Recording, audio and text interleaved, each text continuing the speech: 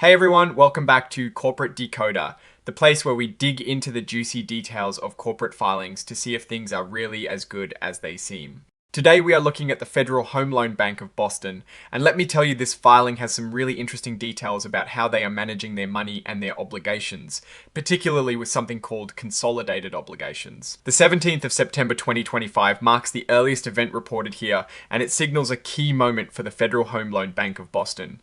What we are really looking at today is some of the financial groundwork they are laying and how they are funding their operations through the sale of debt. This is important because it affects how reliable they are and ultimately how they serve their mission. So the Federal Home Loan Bank of Boston, often called FHLB Boston, is a federally chartered corporation.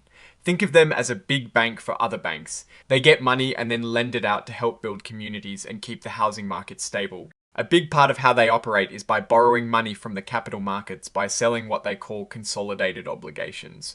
These are essentially bonds and discount notes, basically IS, that investors buy. This section is all about the direct financial obligations created. It explains that the bank gets most of its funds from selling these consolidated obligations. Now here is something key: consolidated obligations are by regulation the joint and several obligations of all 11 federal home loan banks. This means if one FHL bank messes up and can't pay its debts, the other 10 have to step in and cover it.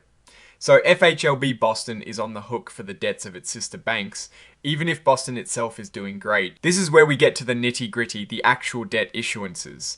Scheduler lists all the consolidated obligation bonds and discount notes that FHL banks have committed to issue. The crucial part here is that this schedule focuses on the ones where the bank itself is the primary issuer or has taken over the primary obligation. They mention that they might change how they report this, but for now we look at what they give us. They also point out some important things for us to keep in mind when reviewing this schedule. Let us dive into the numbers themselves. We see several issuances happening around September 2025. For example, on the 17th of September, there is a bond with a coupon rate of 4.125% and a principal amount of $25 million. This bond matures in September 2028. Another one on the same day has a 3.600% coupon and a smaller principal of $5 million, maturing much sooner in July 2026. These are fixed rate, fixed type bonds, meaning the interest rate is set and stays the same throughout the life of the bond. They also have different call provisions. We are seeing issuances like a $15 million bond with a 4.00% coupon rate maturing in September 2028, set to settle on the 22nd of September. Then there is another $20 million issuance on the 18th of September with a 3.75% coupon maturing in September 28. It highlights that the principal amounts reported are at par value, which is the face value of the bond.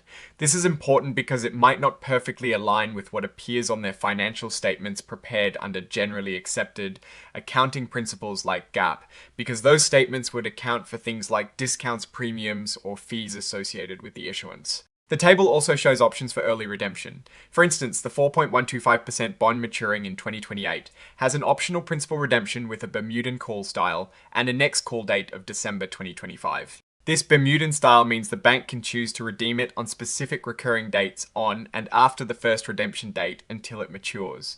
This flexible redemption feature allows the bank to potentially refinance its debt at lower interest rates if market conditions become favorable. The filing breaks down these call features. An optional principal redemption means the bank can choose to pay back the debt early. Bermudan call style means they can do this on specific dates. This practice is common in the financial world. It is like having an escape hatch for the borrower, giving them flexibility. We also see different rate types. Fixed rate bonds are pretty straightforward. They pay a set interest rate. This provides predictability for both the issuer and the investor. The subtype constant here means that fixed rate simply does not change over the life of the bond. Finally, we have the signatures confirming the authenticity of this report. George E. Moran, the Vice President and Treasurer, has signed off on this. This signifies that the information presented has been reviewed and approved by senior management. Now let us piece this all together. The Federal Home Loan Bank of Boston is actively issuing debt to fund itself. The joint and several liability aspect is a significant risk factor. It means that FHLB Boston's financial health is tied to all other 10 FHL banks. If any of them get into trouble, Boston could be forced to dip into its resources to cover their obligations. This report details specific instances of this debt issuance, showing a variety of maturity dates, coupon rates, and call options. The inclusion of optional redemption features indicates a proactive approach to managing interest rate risk and optimizing borrowing costs. They're essentially setting up the ability to refinance if rates fall significantly. We see issuances with coupon rates ranging from around 3.6% to over 4% with principal amounts in the tens of millions.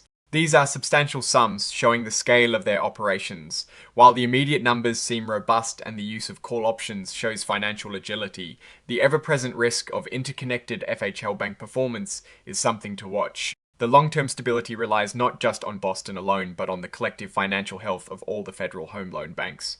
Alright, that is our deep dive into the Federal Home Loan Bank of Boston's latest filing. What do you think about their debt management strategies? Does the interconnectedness of the FHL banks raise concerns for you? Share your thoughts in the comments below. If you found this breakdown helpful, please give it a thumbs up and subscribe for more corporate analysis. Also join our Discord community linked in the description for more in-depth discussions. Thanks for watching and see you next time.